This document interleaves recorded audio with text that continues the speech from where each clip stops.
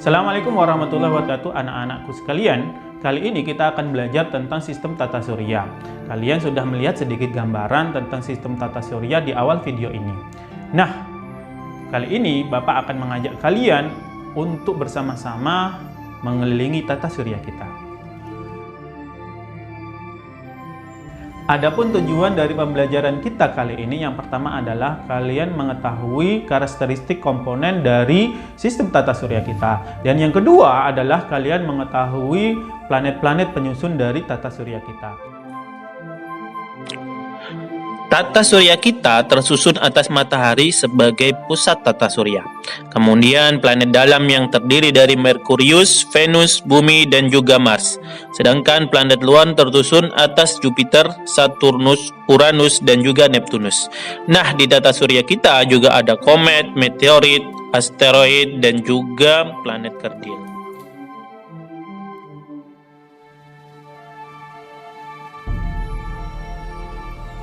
Kita akan berkenalan dengan matahari. Matahari adalah bintang yang berubah bola gas panas dan bercahaya yang menjadi pusat sistem tata surya kita. Tanpa energi intens dan panas matahari, tidak akan ada kehidupan di bumi. Matahari memiliki 4 lapisan. Lapisan pertama yaitu inti yang memiliki suhu 15 juta derajat Celcius. Nah, suhu besar ini cukup untuk mempertahankan fusi termonuklir yang terjadi di matahari dan berfungsi sebagai sumber energi matahari.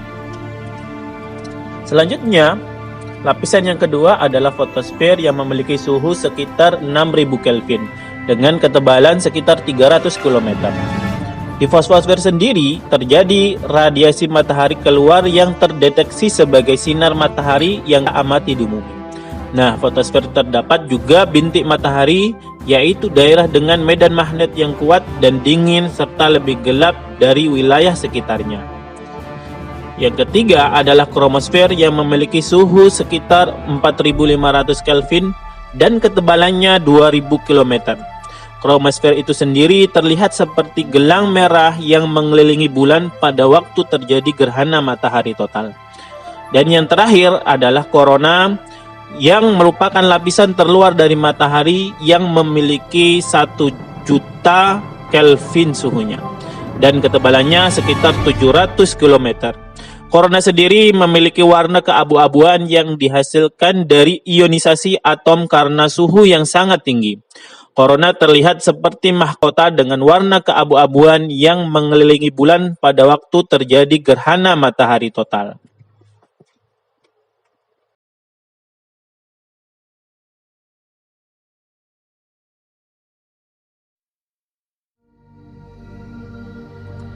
Merkurius adalah planet terdalam dan terkecil dari tata surya.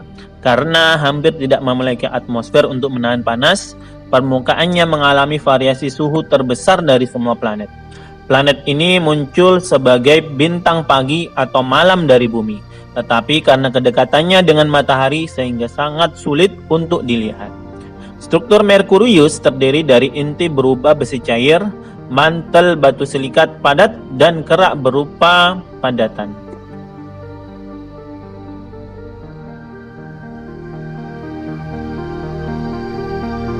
Venus merupakan planet yang paling terang di langit malam kita, kedua setelah bulan dan muncul sebagai bintang malam dan bintang pagi.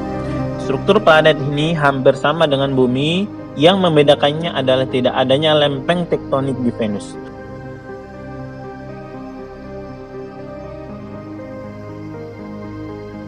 Struktur Venus terdiri atas kerak, mantel inti luar, dan inti dalam.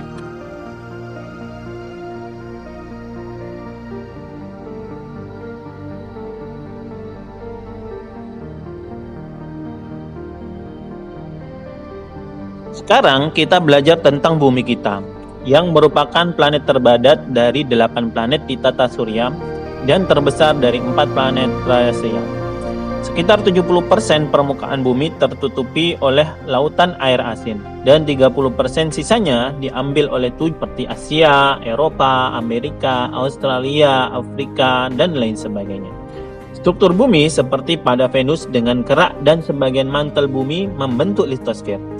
Di bumi juga terdapat lapisan atmosfer yang melindungi bumi dari bahaya benda-benda asing yang ada di luar angkasa.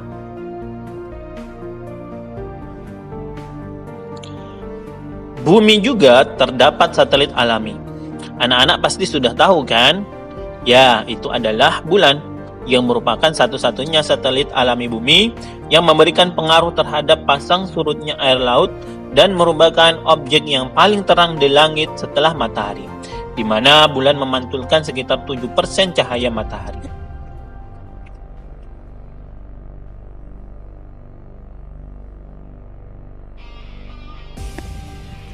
Kita berlanjut ke planet merah. Dia adalah Mars, planet terkecil kedua dalam tata surya kita. Tampilan kemerahannya disebabkan oleh oksidasi besi atau kita menyebutnya sebagai karat. Mars memiliki dua satelit alami yaitu Phobos dan Deimos yang mengorbit sangat dekat dari planet ini. Mars dapat dilihat dengan mudah dari bumi dengan mata telanjang seperti halnya warna kemerahannya.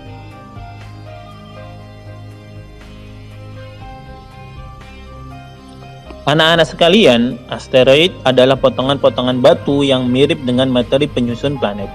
Sebagian besar asteroid terletak di antara orbit Mars dan Jupiter yang disebut sabu asteroid.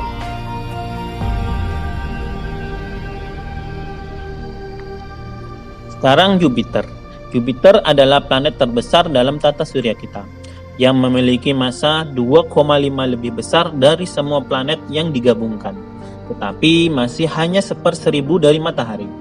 Jupiter mengatur jumlah satelit alami terbesar dengan total resmi saat ini 79 buah. 4 bulan terbesar yaitu Galilea, Lo Europa, Ganymede, dan Callisto. Sedangkan Ganymede adalah bulan terbesar dalam tata surya yang memiliki diameter lebih besar dari planet Merkurius.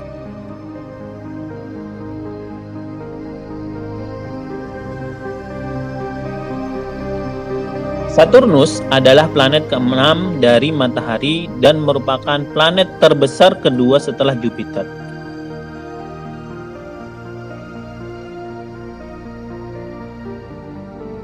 Cincin yang mengelilinginya terdiri dari kristal es cair dan sejumlah kecil batuan, mulai dari debu hingga partikel sebesar gunung. Interior Saturnus mirip dengan Jupiter yang terdiri dari atmosfer yang berupa molekul hidrogen dan helium, mantel berupa logam cair, dan inti yang merupakan padatan.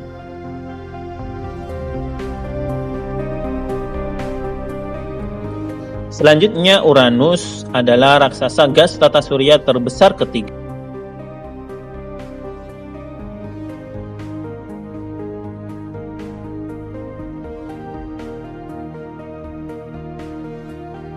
Warna sian Uranus disebabkan oleh penyerapan lampu merah oleh metana di atmosfernya.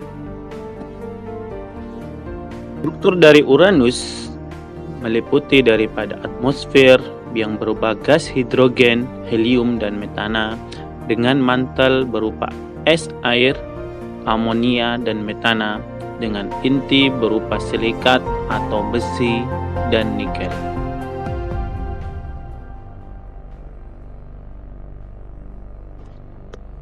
Planet yang ke-8 dan resmi terjauh adalah Neptunus.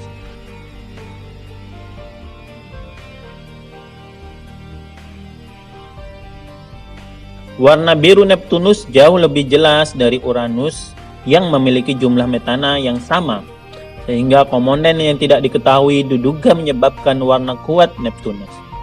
Struktur Neptunus terdiri dari atmosfer berupa gas hidrogen, helium, metana, sedangkan mantel berupa es air, amonia, dan metana, dan inti berupa silikat, besi, ataupun nikel.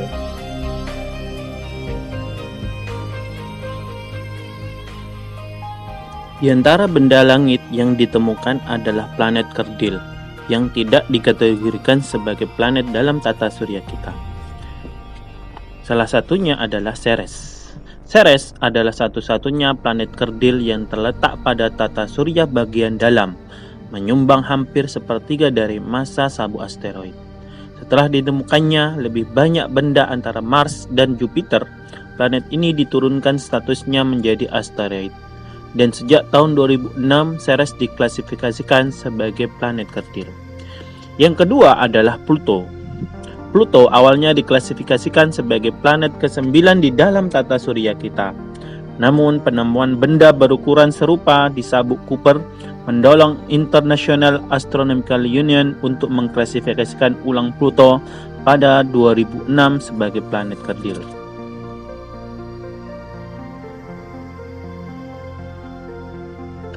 Yang ketiga adalah Makemake yang ditemukan tahun 2005 dan planet kerdil terjauh kedua di dunia.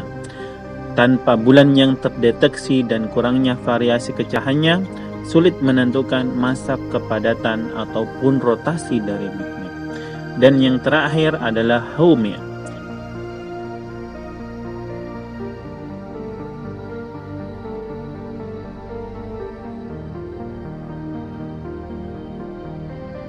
Yang merupakan planet kerdil terdekat ketiga dari matahari dan objek besar yang berputar paling cepat yang menyebabkan Haumea menjadi ellipsoid dan planet yang paling tidak bulat dari planet kerdil. Anak-anak sekalian, selain planet dan asteroid, ternyata di tata surya kita juga ada komet dan meteorit, di mana komet berusaha mengelilingi matahari dengan orbit yang sangat lonjong. Sedangkan meteorit berupa potongan-potongan batu atau logam. Ketika meteorit ini tertarik oleh gravitasi bumi, maka sebelum sampai di bumi, meteorit akan bergesekan dengan atmosfer bumi. Gesekan tersebut akan menghasilkan panas dan membakar meteorit tersebut. Meteorit yang habis terbakar oleh atmosfer bumi disebut meteor. Apabila meteorit tidak habis terbakar oleh atmosfer bumi dan jatuh ke bumi, disebut sebagai meteorit, yang menurut pakar menjadi penyebab punahnya spesies dinosaurus pada waktu lampau.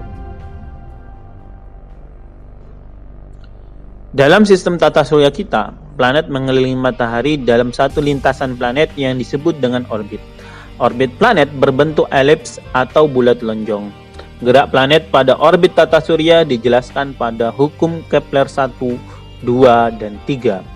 Dan ini akan dibahas pada materi berikutnya. Dan pergerakan planet mengelilingi matahari disebut sebagai revolusi planet. Sedangkan pergerakan planet mengelilingi sumbunya disebut sebagai rotasi planet.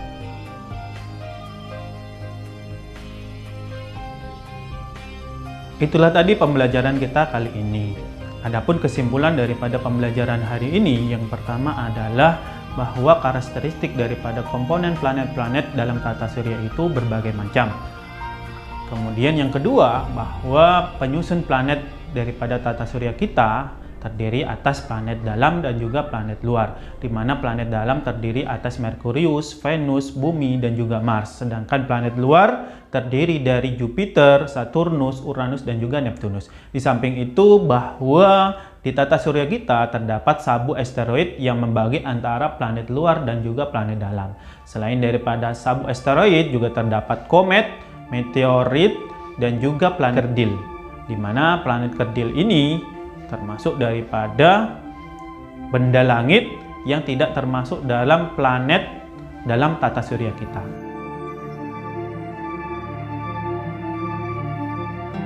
Adapun soal evaluasi kita pada pembelajaran kali ini, yang pertama adalah jelaskan karakteristik komponen dari matahari itu sendiri. Kemudian yang kedua, sebutkan planet-planet yang termasuk daripada planet dalam dan juga termasuk dari planet luar.